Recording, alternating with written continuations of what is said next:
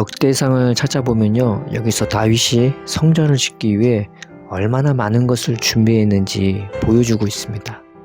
그것들이 성전을 짓는 기본 토대가 되죠. 어마어마합니다.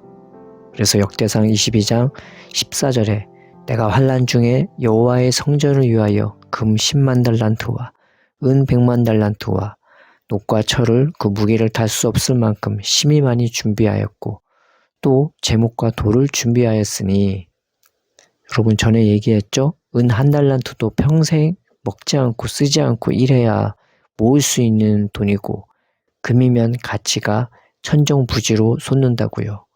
그런데 그 금 달란트가 10만이고 은 달란트가 100만이며 녹과 철은 무게를 달 수도 없고 제목과 돌은 그 수에 포함되지도 않았어요. 정말 어마어마합니다. 한 사람으로서는 도저히 상상할 수 없는 그런 수량입니다. 그런데 이것을 어떻게 준비했을까요? 역대상 22장 8절에 너는 피를 심히 많이 흘렸고 크게 전쟁하였느니라. 네가 내 앞에서 땅에 피를 많이 흘렸은즉 내 이름을 위하여 성전을 건축하지 못하리라. 즉 다윗이 성전을 짓기 위하여 준비한 것들은 다윗이 전쟁한 것, 다윗이 피를 심히 말려 흘린 것으로 준비한 것들입니다. 이것은요, 예수님이 십자가 고난을 통하여 우리의 심령에 풍성히 부어주실 그 성령을 의미합니다. 창세 전부터 주님이 계획하고 준비한 것들이며 사도 바울이 말한 바 측량할 수 없는 하늘에 속한 은혜라고 말하는 것입니다. 이 예수님이 부어주신 것들을 통하여 우리가 서로 사랑하고 하나가 되고 하나님이 거하실 성전이 되어가는 것입니다. 그래서 다윗은 이 예수님이 십자가 고난을 통하여 부어주실 은혜를 이렇게 말하죠. 시편 31편 19편에 주를 두려워하는 자를 위하여 쌓아두신 은혜, 곧 주께 피하는 자를 위하여 인생 앞에 베푸신 은혜가 어찌 그리 큰지요. 시편 57편 10편에는 주의 인자는 커서 하늘에 미치고 주의 진리는 궁창에 이르나이다 라고 고백합니다. 그래서 예수님은 악한 자라도 좋은 것으로 자녀에게 줄 알거늘 하물며 아버지께서 구하는 자에게 성령을 주시지 않겠느냐라고 하는 것입니다. 이 모든 것을 부어주시기 위해서, 이 참된 것을 부어주시기 위해서, 또 이 가장 좋은 것을 부어주시기 위해 그 증거로 예수님은 자신의 살조차 우리에게 주시고 피조차 주셨던 것입니다. 하나님이 우리에게 정말 가르쳐주고 싶은 것은요, 주께서 우리를 얼마나 사랑하시는지 또 얼마나 우리를 아끼시며 유하시는지입니다. 그래서 십자가 고난을 통해 당신의 진심과 사랑을 우리에게 확증하셨던 것입니다.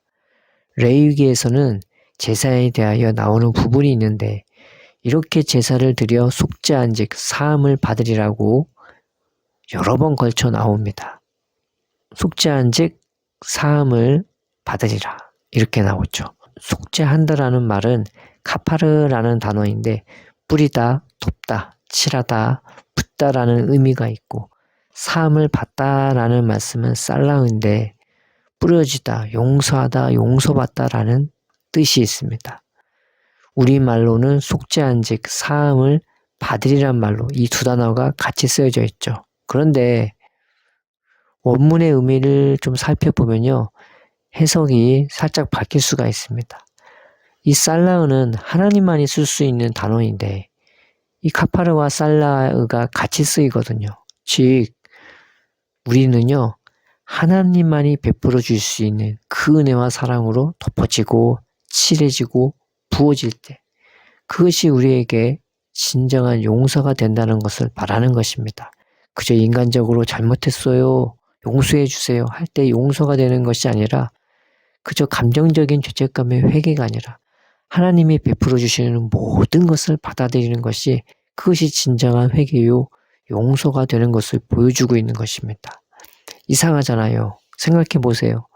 내가 누구에게 잘못을 했는데 그쪽에서 그저 잘못했어요 한다든지 내가 그 잘못한 사람에게 변상을 해주고 사과하거나 사죄해야 하는 게 맞지 않습니까? 그런데 그 사람이 나에게 집 주고 차 주고 돈 주고 땅 주고 좋은 것이란 좋은 것들 다 주면서 이것을 받아야 용서가 된다고 말한다면 우리가 고개를 갸우뚱하지 않겠습니까? 그런데 하나님이 지금 그렇게 하시는 거예요. 그래서요, 하나님이 예수님을 통해 부어주실 은혜는 우리가 감당할 수 있는 수준이 아닙니다. 감당할 수 없고 거부할 수 없고 견딜 수도 없는 은혜와 사랑입니다. 이 사랑이 임하면요, 내가 주님께 사로잡힌 바 되어서 기본적으로 늘 감사하고 찬양하게 되며 내 생명도 한 영혼 섬기는 것에 기꺼이 헌신하고 희생할 수 있게 되는 것입니다. 그만큼 은혜와 사랑과 능력으로 충만해집니다. 하나님이 나와 늘 함께 하시고 나의 삶, 생각, 마음 주님이 친히 돌보시고 인도하십니다. 그래서 스스로는 부족한 게 전혀 없어서 이제는 타인의 영혼을 생각하며 남에게 줄 것밖에 생각하지 않게 되는 것입니다. 그 정도로 충만해집니다. 이것을 미리 보거나 맛보았던 자가 성경에 많이 있지만 아브라함도 다윗도 예수님을 통해 값없이 한량없이 부어질 그 은혜와 사랑을 미리 보거나 맛봤던 자들입니다. 그래서 아브라함은요, 아들을 바치라는 하나님의 말씀에 예수님을 미리 보면서 자신의 아들을 능히 바칠 수 있었습니다. 하나님이 능히 이삭을 살릴 것을 그는 믿을 수 있었고 또 하나님이 영혼들의 구원을 위하여 자신의 아들을 내어주는 그 일을 미리 보면서 아브라함은 자신의 아들도 기꺼이 그 영광에 동참하게 한 것이었습니다. 그것은 다윗도 마찬가지였죠. 다윗 자체도 예수님을 상징하기도 하지만 또한 다윗도 그 예수님을 통해 부어주신 은혜와 사랑에 감사하며 자신의 전부를 그 성전 만드는 일에 바친 것이었습니다. 우리는 아직 아브라함 같지 않고 다윗 같지 않지만 그 주님이 우리에게 요구하는 것이 무엇일까요? 그것은 예수님을 통해 부어주실 그 은혜와 사랑을 우리가 먹고 마시는 것입니다. 성만찬은 바로 이런 의미인 것이고 6월절 어린 양의 준비도 이런 의미입니다. 그 충만하고 한량없는 은혜에 하나님이 우리를 초대하시는 것입니다. 그 은혜의 식탁에 우리로 참여하랍니다. 우리가 이 시간 이 초대에 응하여서 하나님께 기도합시다. 아버지, 우리가 먹기 원합니다. 마시기 원합니다. 깨닫기 원합니다. 예수님의 십자가 사건이 단순히 2000년 전에 일어난 사건이 아니라 지금 나에게 베풀어 주시는 하나님의 약속의 징표요. 우리가 붙잡을 수 있는 끈으로 하라. 기쁨과 감사로 예수님 붙잡고 기도하오니 성령으로 충만케 하옵소서. 우리가 이렇게 기도할 때에 하나님은 우리의 기도를 기뻐하시며 우리를 하나님의 능력과 은혜와 사랑으로 덮어주시고 채우시고 충만케 해주실 것입니다. 우리 기도합시다.